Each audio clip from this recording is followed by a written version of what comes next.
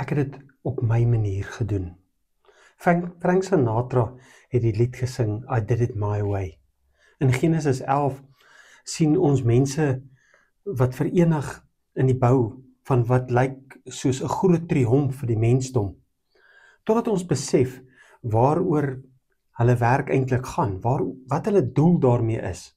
Hulle is moeg om ver van God af te wees. Soos hulle bou aan die struktuur, reik hulle na die hemel, probeer om die hemel te bereik. Ek kan net dink dat daar word gesê, waarlik die gode sal ons nou ken, en ons kan vind, en ons kan sien. Kom ons ontmoet ons maker. Jy kan amper dink dat hulle sê, ons is God self. Ons is die God van ons eie lewe. Maar waar is die ware God? En dan sien ons hoe God met 'n plan kom. In Genesis 11 vers 7 sê hy die volgende: Kom laat ons afgaan en verwarring bring in hulle taal, sodat die een die ander nie kan verstaan nie. God gebruik dit omdat hierdie mense een taal gepraat het en was dit gevaarlik vir hulle self.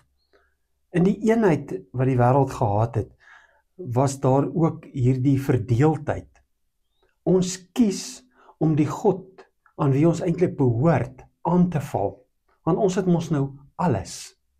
So waarom het ons dan God nodig? Daar is 'n alternatief. 'n eenheid wat God begeer, waar ons hom dien deur ander te dien.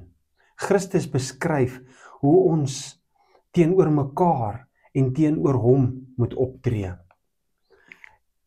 En as ons dit lees, dan besef ons selfs dat hy ons leer om nie net leer om in verhouding te leef, maar selfs ook hoe om te bid, hoe om verhouding met God te hê.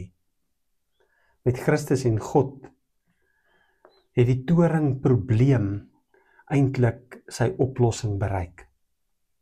Christus is die een wat ons nader bring aan God.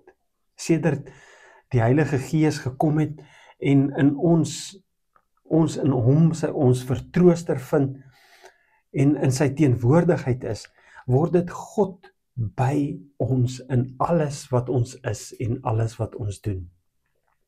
Sinatra het ook gesê dat as 'n mens homself nie het nie, dan het hy niks nie. Maar God wil hê, ons moet ophou om op onsself te fokus, torings te bou en nie dinge op ons eie manier te probeer doen nie. Hy wil hê, ons moet hom soek en ander behandel met liefde, respek en selfopoffering, waarvan Christus vir ons die voorbeeld is. Hy wil hê, ons moet dinge op God se manier doen. Watter toring bou jy? Watter tipe belegging behoort jy te maak vandag?